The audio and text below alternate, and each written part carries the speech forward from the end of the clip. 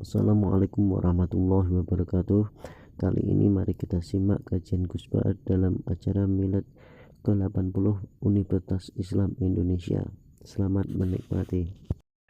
Ya teman-teman direktur, dosen semua yang saya hormati. Tadi katanya mau naik kelas ya. Kalau naik kelas dari rumah saya niatkan mari mengkaji diroyah. Diroyah itu melogikakan riwayat. Jadi misalnya kita sering dengar Rasulullah Shallallahu Alaihi Wasallam sering ngendikan kalian masuk surga itu bukan hanya berdasar amal, tapi berdasar anugerah Allah Subhanahu wa Ta'ala. Oke, kita sepakat amal kita, perilaku kita, ibadah kita andaikan dikompensasi dengan nikmat yang Allah berikan tentu tidak seimbang. Untuk membayar itu saja sudah lunas. Jadi Anda semua tidak berhak masuk apa? Surga.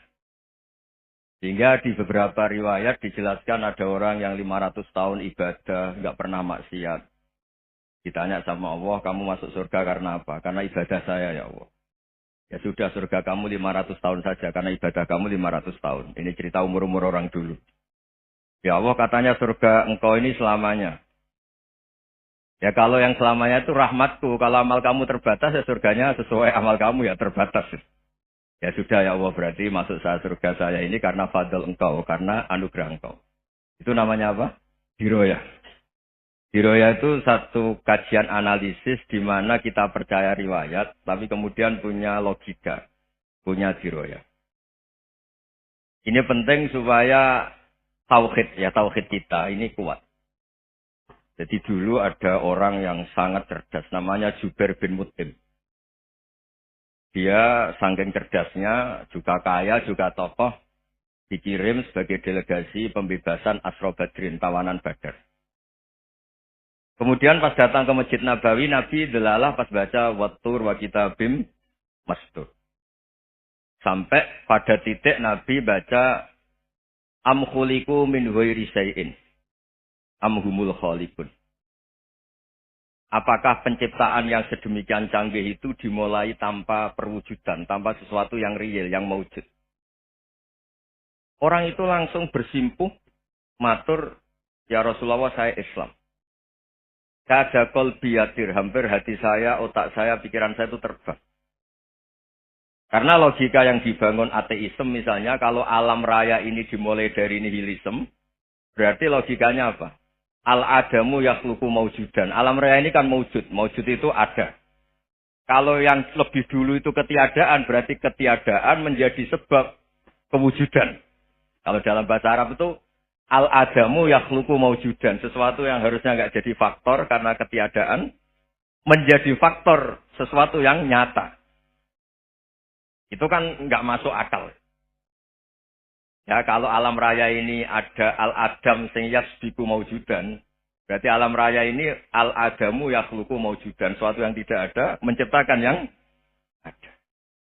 Dengan logika itu terus kita ngaji, diajari sama guru-guru kita, sifat dasar Allah itu maujud.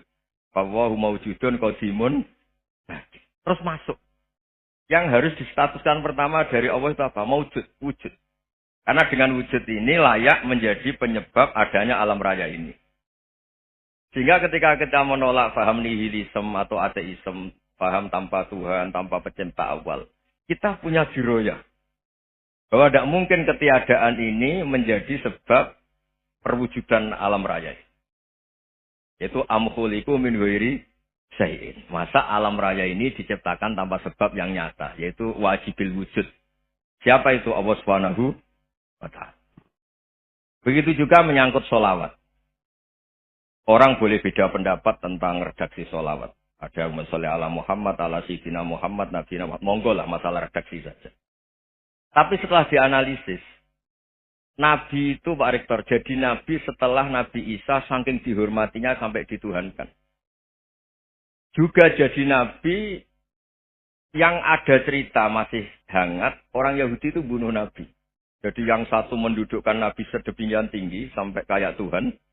Yang satu menjatuhkan Nabi sedemikian rendah sampai dibunuh. Kayak apa susahnya jadi Nabi Muhammad SAW. Kemudian dengan gampang Hadzal-din, agama ini bikin syariat yang bernama sholawat. Redaksinya monggo lah sesuai tradisi masing-masing. Allahumma sholli ala Muhammad, Allahumma sholli ala Sayyidina Muhammad, ala Nabiyina Muhammad monggo. Tapi yang jelas redaksi ini kalau didiroyah dikaji. Allahumma itu Tuhan. Tuhan itu pemberi. Wa Muhammadun wa in jalla qadruh abdun min ibadi. Muhammad apapun tinggi derajatnya tetap berstatus hamba. Sehingga agama ini terjaga oleh sihotus sholawat. Agama ini terjaga oleh redaksi sholawat. Yaitu Allah tetap pemberi sebagai Tuhan yang enggak tersaingi. La syarikalah. Rasulullah Muhammad wa in jalla qadruh. Apapun prestasinya bisa mi'raj, bisa apa saja. Tetap seorang hamba yang butuh muhtajun ila rahmatih. Jika redaksi Allahumma sholli ala Muhammad ini mengukuhkan yang Tuhan tetap Tuhan, hamba pilihan tetap hamba pilihan. Tentu dengan redaksi ini kemudian kita mendudukkan Nabi benar-benar posisi terhormat. Yaitu orang yang paling berhak dapat askat tahiyat. Mendapat penghormatan Allah paling tinggi. Yaitu Rasulullah Muhammad SAW. Dan itu diulang-ulang oleh Allah. Subhanalladzi asra bi'abdi. Status hamba ini diulang. Lagi-lagi ini bernama diroyah. Bernama apa? Contoh ketiga misalnya fihi ayatum bayinatum maqamu Ibrahim. Dulu orang Yahudi itu ada diskusi masif. Syaratnya Nabi itu mbah-mbahnya harus Nabi. Harus keturunan Nabi. Kemudian semua Nabi rata-rata di Palestina, di Syam. Lalu Muhammadnya asal-usulnya dari mana? Tahu-tahu orang Arab kok Nabi. Padahal orang Arab itu dulu jahiliyah. Alhasil terus diceritakan. Bukti Muhammad ini turunan Ibrahim adalah ada jejak kaki Nabi Ibrahim di dekat apa? Ka'bah. Fihi ayatum bayinatum maqamu Ibrahim. Kalau Nabi Ibrahim pernah di Mekah, artinya beliau pernah meninggalkan turunan yang di Mekah. Itu bernama Nabiuna Muhammadun sallallahu alaihi wasallam. Itu disebut fihi ayatum bayinatum maqamu Ibrahim. Nah, itu namanya diroyah. Diroyah itu satu perilaku keseharian kita beragama, kemudian tahu logikanya. Yang keempat misalnya, mangkana yu'minu billahi wal yaumil akhir falyukrim apa? Jaro. Orang yang iman karena Allah dan Rasul, maka memuliakan tetangganya. Andaikan pakai hukum sosial, tentu kalau tetangga kita baik, kita baik. Kalau kurang baik, kok kurang penggawean kan gitu. Tapi dulu itu pernah ada seorang ulama itu dibully ya, dikerjain sama anak muda tetangganya. Pak Kiai datang ke rumah saya. Orang ini datang. Kemudian setelah di rumahnya, saya tidak jadi butuh sama Pak Kiai, silahkan pulang. Itu Kiainya senyum menikmati. Dan itu terulang 3 kali. Dibully seperti itu, dikerjain terulang 3 kali. Lalu tetap Kiainya tuh asik, seneng sekali. Lama-lama muda ini tanya, kenapa engkau tidak tersinggung? Padahal saya kerjain sampai 3 kali. Tak undang, terus tak suruh pulang, tak undang, tak suruh pulang. Kata Kiai tadi, yang memerintahkan baik sama tetangga itu Allah. Jadi saya nikmati ketika bisa baik sama Anda. Tidak ada urusannya dengan perilaku Anda yang menolak saya. Nah itu terus kita tahu, memang motifnya kita baik sama tetangga karena iman sama Allah dan Rasul, bukan hukum kompensasi sosial. Jadi kalau mau diteruskan Pak Rektor, saya ngajar di sini ya karena perintah Allah itu orang alim harus ngajar, bukan karena perintah Rektor. Kalau diteruskan. Ya saya mohon juga gitu para dosen, para karyawan di sini kalau nggak khianat dengan UI itu karena takut sama Allah, jangan takut sama Rektor. Kalau Anda baik juga karena Allah, jangan baik karena apa? Rektor. Bagaimanapun ya semua kita ini makhluk. Makhluk itu la yadurru wa la yanfa. Begitu juga melihat Indonesia. Melihat saya ini kan ikut di UI itu lama sekali ikut sama Profesor Zeni dari Profesor Zeni nulis tafsir. Mungkin Pak Hersoyo tahu banyak, dulu Pak Lutfi ya tahu banyak. Tapi saya memang nggak pernah terbuka karena ya memang nggak ingin. Kondisi ini kondisi darurat. Sehingga saya tahu cara berpikir Profesor Zeni, ya tahu komitmen beliau pada UI. Dan pendiri UI memang ya banyak yang dari tokoh NU, Muhammadiyah, dari tokoh-tokoh ormas yang lain. Memang didirikan banyak orang. Sehingga UI memang nggak milik ormas apa tertentu. Dari satu sisi memang baik, nggak dikuasai ormas tertentu. Tapi nanti kalau keterusan ya nggak berbentuk. Ya sudah lah dikelola saja. Sambil-sambil jelas, sambil-sambil kadang nggak jelas. Yang penting ikhlas saja. Karena kalau terlalu asobia itu jadi repot. Kita ini yang nekuni fikih itu tahu. Kalau tidak kuno itu mazhabnya Hanafi. Kuno itu mazhabnya Syafi'i. Tahu-tahu seakan-akan Imam Syafi'i itu NU, Imam Abu Hanifah itu Muhammadiyah. Padahal ini orang-orang yang sebelum NU dan apa? Muhammadiyah. Jadi kalau kita yang nekuni ilmu itu biasa saja dengan perbedaan. Tapi kalau orang-orang yang nggak siap dengan perbedaan itu sampai Allah disifati Ta'ala itu tidak terima. Padahal Ta'ala itu maknanya Maha Luhur, yang Maha Agung. Jadi ada seorang kiai kebetulan pidato pertama Pak Rektor. Assalamualaikum warahmatullahi ta'ala wabarakatuh. Ilmu balik kedua ini nggak terima karena itu dianggap bid'ah ada Ta'ala. Hanya dia bilang Assalamualaikum warahmatullahi ta'ala wabarakatuh. Itu saking asobiahnya itu Allah ditambahi Ta'ala itu tidak terima.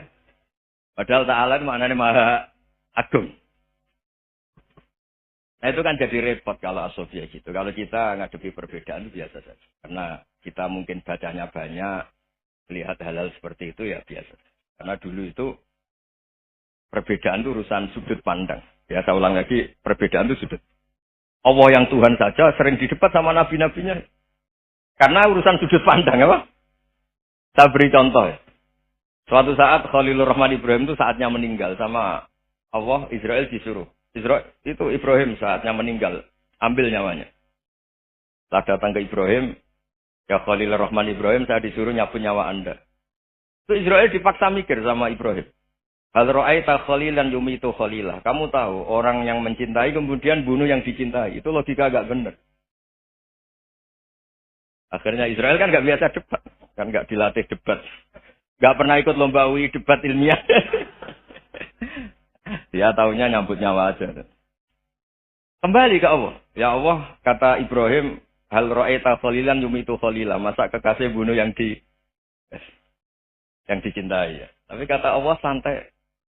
Bilang ke Ibrahim, hal ra'aita habiban yakrahu ayyalqa habibah. Masa katanya dia cinta saya, kemudian ketemu saya tidak berani.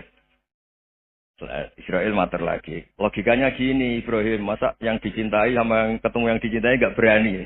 Ya udah ketemu aja. Katanya yang meninggal itu. Artinya, kamu bisa saja GR tidak mati-mati karena merasa dicintai. Atau ingin mati karena mencintai. Nah, maksud saya, dalam hal-hal seperti ini orang UI pasti gak jelas. Katanya cinta Allah suruh mati ya gak mau. Gak jelas kan? Dibilang gak cinta juga gak mau.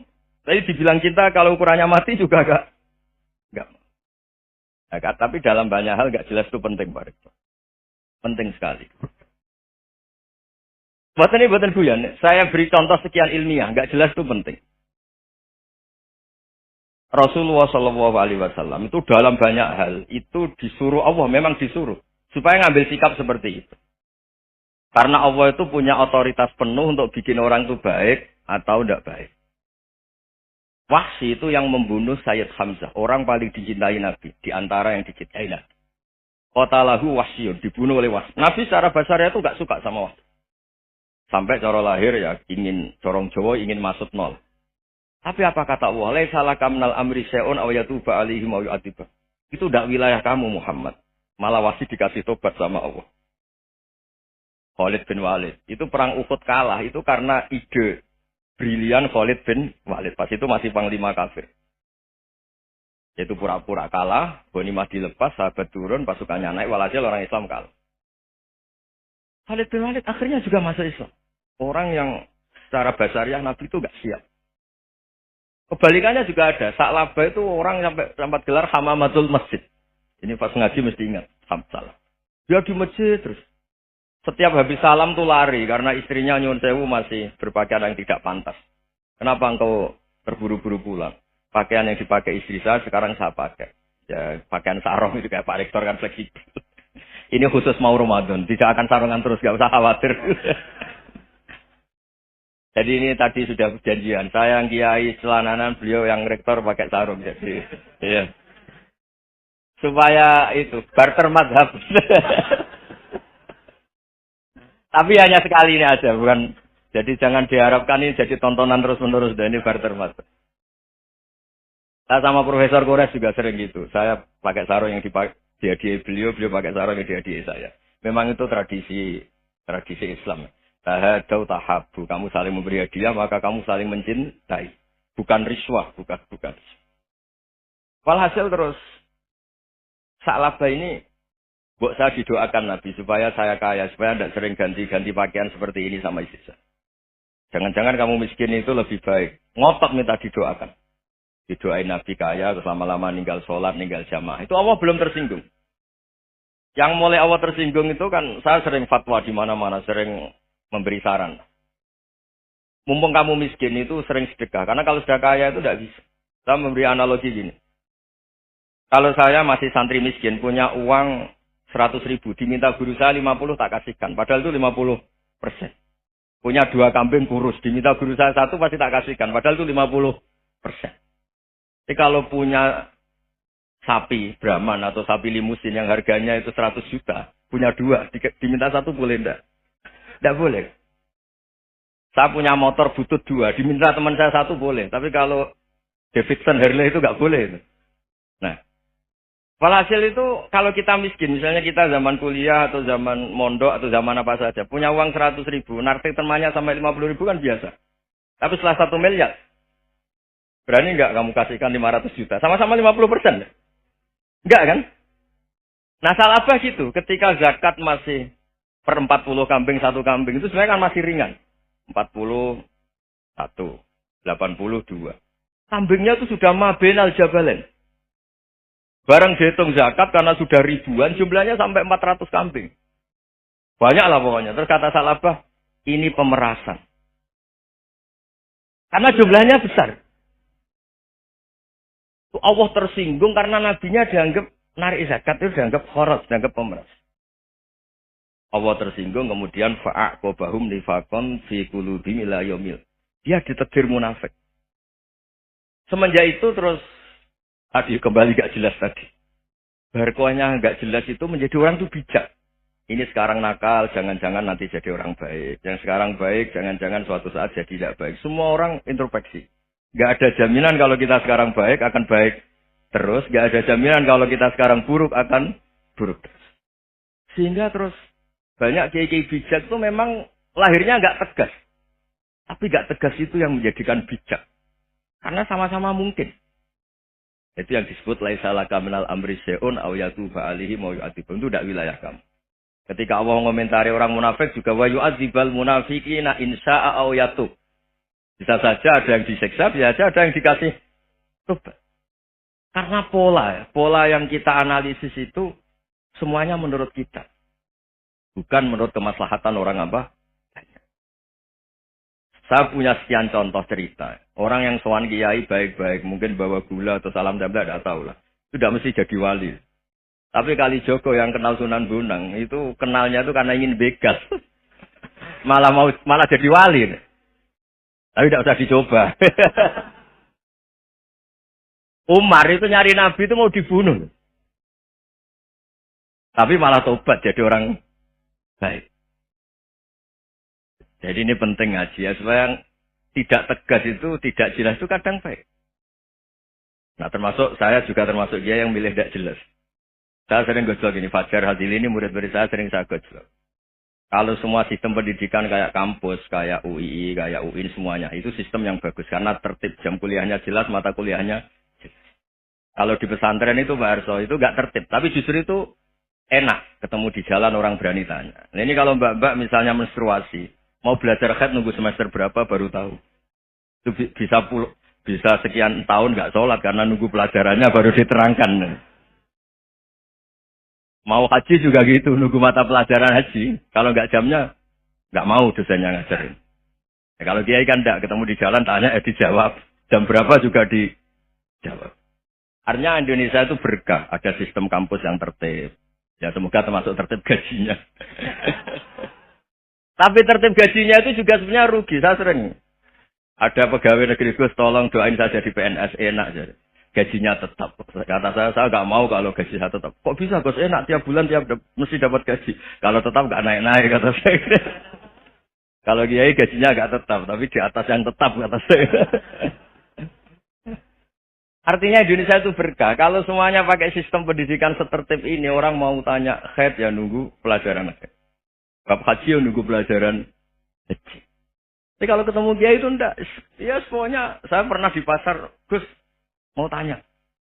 Tanya apa? Anak saya sih keluar darah terus gini-gini. Padahal biasanya khat hanya 7 hari gini-gini. Ya sudah kembalikan ke biasanya rudat kilal adat. Itu udah usah sowan ke rumah. Juga agak registrasi dulu, gak daftar dulu. Ya ini tidak nyindir cerita saja. Supaya ini bukti koalisi beneran. Jadi saya yang kiai gak tertib jam, koalisi sama yang tertib jam. Jadi kalau semuanya sistem kampus, nanti pertanyaan itu tidak bisa on time, tidak bisa setiap saat. Makanya Indonesia itu berkah. Kiai-kiai yang alim yang di jalan-jalan banyak. Juga kiai yang di kampus dokter-dokter fikih banyak. Yang nekuni ilmu umum ya banyak. Macam-macam.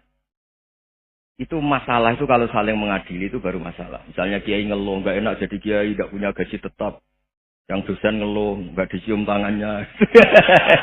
Karena memang unik Indonesia itu. Kalau guru fikih kok dosen itu tetap nggak dicium tangannya. Karena pikirannya anak-anak itu sudah bayar suruh nyium. Itu kayak di alam sadar tuh gitu. Kalau kiai itu kan anak-anak nggak bayar itu. Ya opanya cium tangan itu. Makanya kalau kiai-kiai tidak keramat bisa mati karena cium tangannya bisa mati itu kiainya. Ya ini cerita. Supaya saling menghormati, saling. Jadi kalau makanya itu pakar-pakar akhlak ya, pakar-pakar etika peradaban. Itu tertampar betul ketika Nabi urusan ilmu itu mengabaikan itu. Kalau sudah urusan ilmu, misalnya begini, ada urusan ilmu, ada mbak-mbak cantik atau ibu-ibu cantik. Itu dalam Islam itu diajarkan jangan sopan-sopan banget. Kata Nabi. Karena kekuatan ilmu itu di atas kekuatan akhlak, di atas kekuatan adab. Ya nisa an-nabi lastunna ka ahadim minan nisa. Ini taqaitunna fala takhdu'na bil qaul. Fa yatma alladhi fi qalbihi marad. Misalnya ada babak cantik, menarik. Kemudian sopan misalnya sama Pak Fajar sama dosen-dosen. Monggo binara. Wah itu bahaya pikirannya kemana-mana. Orang yang imannya pas-pasan, berarti mau. Maksud saya kalau cantik, menarik ketemu di jalan, biarin aja dosennya mau kemana, biarin aja. Gak usah dihormatin. Kalau dihormatin, Pak mau kemana sadarian mau bisa bahaya. Tak biarin aja. Kalau tanya, Dek ini alamatnya mana? Cari sendiri Pak. Karena hanya dengan cara itu, si Pak dosen ini gak kepikiran. Gak ada orang suka, orang kedus itu gak akan. Tinggal sudah cantik, sopan. Wah bisa pikirannya macam-macam. Itu ilmu. Fala takhdu'na bil qaul. Kamu jangan terlalu lirih kalau ngomong. Fayat ma'alladzi fi qalbi maradun. Orang yang pikirannya masih kotor pasti berpikir yang negatif. Anda mungkin demi sopan sama dosen Anda. Tapi sejauh mana dosen Anda juga berpikir positif. Itu kan uji iman sama uji nyali. Nah, sama pejabat yang sopan sama kiai mungkin punya Alphard, punya Robicon, punya terus bawa uang banyak. Sama kiai cium tangan hormat. Jangan-jangan kiainya yang pikirannya macam-macam. Ini berarti bisa jadi muhibbin potensial misalnya. Nah, saya ini termasuk kiai yang pengagum ilmu. Sehingga saya sama orang yang medit, yang kikir sama saya itu saya senangnya bukan main. Kenapa? Karena kalau orang medit itu gak berhak nuntut. Tapi kalau orang lomo 1 juta minta surga, 2 juta ya minta apa? Surga. Gus, salam template. 200.000 aja kadang minta surga.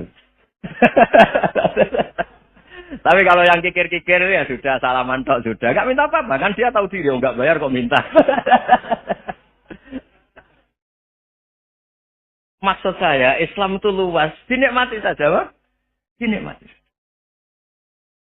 Nah itu diroya, maksudnya itu diroya. Diroya itu kamu tahu aturan Islam itu kamu harus yakin khairihi wa syarrihi minallah. Semua itu ujian, tapi kemudian dikaji. Makanya saya ini termasuk pengagum Imam Syafi'i. Imam Syafi'i itu dikasih tahu. Ada orang yang di depan engkau cium tangan hormat tuh di luar ngomong-ngomong, ngata-ngatain Anda. Imam Syafi'i tertawa-tawa sewenang. Tuh, ada ini dikata-katain di luar kok. Kok tidak kamu anggap munafik malah tertawa. Berarti saya wibawa, di depan saya agak berani. Dianggap penting saja. Dibilangin, sebagian orang kampung sini nggak suka sama engkau. Baguslah, tidak akan pinjam uang sama saya. Di mana-mana orang pinjam minta tolong itu karena seneng. Kalau benci kan enggak. Intinya dianggap enteng saja. Yang terjadi di dunia itu semuanya dianggap enteng saja. Man asa ilaika faqat atlakoka. Yang berburuk sama kamu itu membebaskan kamu. Coba kalau akrab, titip. Ya misalnya akrab sama Pak Fajar. Bilangkan ke Pak Rektor, sangkap tuh jadi guru tetap atau apa, kan ribet. Kalau tidak cocok kan nggak minta apa. Makanya hati-hati Pak Rektor sama yang akrab-akrab itu. Itu dulu saya juga nggak paham. Di antara wasiat Bapak yang sering diulang-ulang tuh itu. Suatu saat kamu jadi kiai, ngelola orang nggak seneng tuh gampang. Sudah, situ orang lain. Tapi kalau ngelola orang seneng tuh repot. Mintanya aneh-aneh. 100.000 aja minta surga. Hanya teman tenis saja minta naik jabatan. Intinya itu ya sudahlah dikelola. Yang seneng ya berkah, mungkin teman berjuang, teman diskusi. Yang nggak seneng ya berkah, karena ini tidak minta macam-macam, enggak. Nah itu namanya diroya. Diroya itu satu kajian keilmuan yang menjadikan kita ini nyaman dengan riwayat-riwayat panduan-panduan dari Rasulullah Shallallahu Alaihi Wasallam kayak tadi. Kenapa sih tentang baik sama tetangga, baik sama tamu? Hitung-hitungannya itu mangkana yu'minu billahi wal yaumil. Saya pernah dicium sama orang miskin yang akut, miskin betul. Itu tak ajarin, Anda ini lebih hebat ketimbang orang-orang kaya. Misalnya gini, misalnya ada komunitas rektor atau kiai besar. Saya ini kata orang banyak termasuk kiai besar. Mungkin kalau pinjam uang itu karena mau beli mobil, aksesoris mobil. Karena kita kiai tok, atau rektor, atau orang-orang tok. Kalau sesama orang miskin itu pinjem-pinjemannya itu urusan beras, itu urusan nyawa. Keren mana? Menyelamatkan nyawa sama aksesoris mobil. Nyawa. Jadi pahala kamu pasti lebih besar. Itu senangnya jadi orang miskin terus keterusan sampai sekarang. Itu. Lo coba kalau menteri sama menteri, rektor sama rektor, kira-kira pinjamannya apa Pak Arso? Kan kalau mau beli mobil atau mau umroh VIP, pokoknya yang keren-keren. Kalau orang miskin pinjam kan apa? Makan kan? Beras kan? Makanya kalau yang sedang miskin monggo lah kalau ingin terus. Kata itu. Maksud saya Islam itu seenak itu. Islam itu segampang itu. Sudahlah yang sedang miskin ya keren. Karena sekali sosial itu urusannya apa? Nyawa. Tapi kalau miskin semua ya Indonesia bisa tutup kan. Ya sudah yang kaya-kaya itu saya mengatakan Indonesia karena bayar pajak yang menjadikan Indonesia berjalan. Tapi ya dipakai yang benar. Nah, begitu seterusnya. Ada kiai miskin cerita ke kita. Terus enak jenengan alim, terus punya santri banyak, bisa ngajar di mana-mana. Saya bilang, hebat kamu. Dia hidup di daerah tertinggal. Itu yang diajarkan kan hanya tauhid. Kan nggak mungkin bisa tertinggal baca fikih perbandingan mazhab. Kan nggak mungkin. Kalau angka-angka Pak Fajar, Pak Sadali kan nggak mungkin. Fikih perbandingan apa? Mazhab. Menyorot mazhab dunia. Kayak angka-angka itu kan nggak mungkin. Tapi pertanyaannya, yang menyelamatkan masuk surga itu tauhid apa perbandingan mazhab? Tauhid. Ini hanya mengajarkan fardu kifayah sunat-sunat. Ini Anda mengajarkan fardu ain. Surganya dulu kamu. Oh terus senangnya jadi kayak gitu. Karena yang diajarkan apa? Tauhid. Sementara kita yang gaya-gaya ini. Ajarkan perbandingan apa? Ada studi banding ke Al-Azhar kemana-mana. Ini enggak. Tauhid. Dari orang nyembah pohon jadi nyembah Allah Ta'ala. Keren enggak? Keren. Jadi terus gitu sama saya senangnya bukan karena tak bela. Tapi ada yang agak kurang ajar tanya saya. Kalau itu hebat kenapa Gus gak mau jadi kayak gitu? Waduh. Wah ya repot kalau pertanyaan. Terus tak jawab, kalau saya jadi kayak gitu, kamu ngangsu ilmu dari mana coba? Ya dari jenengan ya, kalau sama gobloknya gak bisa. Ya sudah Gus aja yang jadi kayak besar. Maksud saya, ya sudahlah kita begini seperti yang saya ajarkan di sini, saya sarankan supaya orang itu tahu. Ini namanya diroyah, apa? Makanya kata Imam Ghazali itu kalau kamu ingin sopan gampang melihat anak kecil, wa aqallu minni dzamban, dia dosanya lebih kecil. Karena masih kecil kan, tentu secara dosa enggak banyak. Kalau melihat orang yang tua, wa aktsaru minni ibadatan, dia tentu ibadahnya lebih banyak karena umurnya lebih banyak. Sehingga terus semua orang lain tuh di depan kita itu hebat. Ya semua orang lain sama misalnya Pak, ini rektor, apa Fathul Wahid rektor. Tanggung jawabnya lebih banyak. Berarti pahalanya lebih banyak. Tapi sama, ketika melihat Nyon Sewu, melihat pegawainya yang secara lahir di bawahnya, Ini tanggung jawabnya nggak banyak. Pasti salahnya juga enggak. Itu yang diajarkan Rasulullah Shallallahu Alaihi Wasallam. Sehingga enak. Tapi kalau kita melihat orang lain selalu salahnya, itu pecundang. Allah saja tidak seperti itu kan. Amal baik ya ada khairan, amal buruk ya ada saron. Semuanya dilihat oleh Allah Subhanahu wa Ta'ala. Saya itu punya teman Gus, agak beling, agak seenaknya. Dulu miskin. Wah itu seenaknya betul. Kayak kenal Tuhan. Tak tanya. Kenapa kamu seenaknya? 1 bulan tuh labanya bisa 200 juta sampai 500. Sampai 1 miliar. Saya itu Gus. Setelah duha itu perkembangannya bagus. Setelah duha itu. Saya pernah miskin. Kan kata apa? Ingkana rezeki sama. Wa ingkana qalilan. Ya kalau bisa mak fa'anzilu. Terus wa ingkana qalilan fakasirhu. Kalau sedikit perbanyak. Ini trennya sudah benar semua. Nah. Wa ingkana apa? Ya, haroman fatohiru. Kalau haram yang kau sucikan. Makanya saya seenaknya. Kalau qalilan sudah fakasiru, paling trennya yang nggak benar juga fatohiru. Dia yakin kalau yang nggak benar-benar sudah disucikan Allah. Karena yang lain-lain sudah. Dari miskin sudah kaya. Qalilan sudah fakasiru. Paling yang haroman juga sudah fatohiru. Gitu. Tak tanya.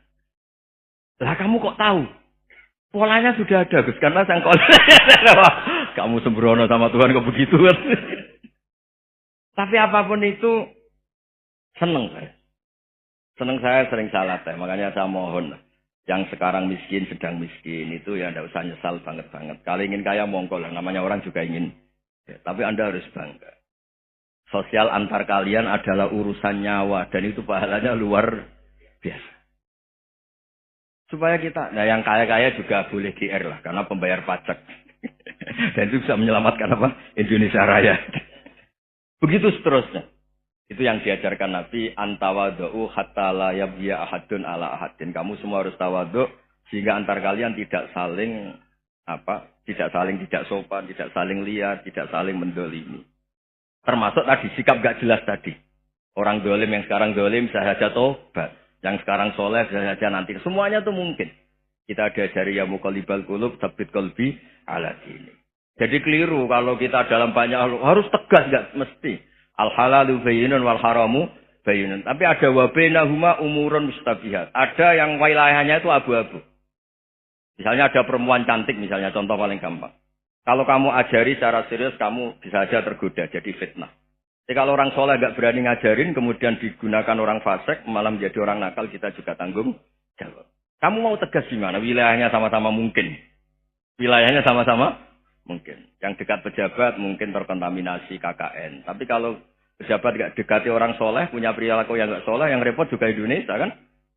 Nah hal-hal seperti itu kita tidak perlu ngambil sikap. Maksudnya nggak usah ngambil sikap, ya kita buktikan kalau milih satu madzhab, kita buktikan semuanya lebih baik, semuanya lebih bermanfaat, semuanya lebih berperadaban. Karena nggak bisa dihindari wabena humai. Termasuk nyuwun sewu saya mohon maaf sama mulai Pak Harso, Pak Lutfi sampai Pak Fathul Wahid. Saya ini termasuk kiai yang nggak suka dekat sama orang-orang top. Bukan karena hasud. Memang konstitusi kiai harus gitu lah, tamud dan na'inaika. Kenal orang lebih tinggi itu kan resiko. Misalnya saya kiai desa, mungkin punya keri tua sudah seneng, punya kijang tua sudah seneng. Gara-gara kenal Pak Wahid naik Kempri, waduh kok saya kalah itu. Kenal orang itu kan resiko. Mungkin dosen-dosen sini kalau kenal saya di Rembang juga resiko. Di sini nggak ada cium tangan, melihat saya dosen luah. Gak enak jadi dosen. Jadi memang harus dibatasin.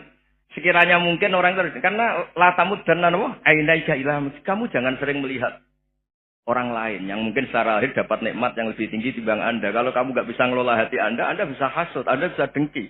Paling tidak Anda bisa ada syukur. Saya itu sering didolani pejabat. Juga sering melihat pejabat di TV-TV. Naik mobil aja ada yang naikkan. Bahkan kalau wudhu itu anduk aja ada yang bawa. Itu kalau yang nggak kuat, wih naik jadi pejabat. Ya makanya terus konstitusi kiai itu mengatur sudah lah. Mata kamu itu kamu batasin. Jangan melihat sesuatu yang potensi ya. Potensi menjadikan Anda tidak syukur. Jadi saya mohon ini memang konstitusi saya sebagai kiai. Jadi saya tapi di hati saya tetap akrab. Saya doakan semua untuk UI, untuk semua orang Indonesia kita doakan. Kita ingin semuanya tambah baik, tambah. Ya, mohon. Assalamualaikum warahmatullahi wabarakatuh.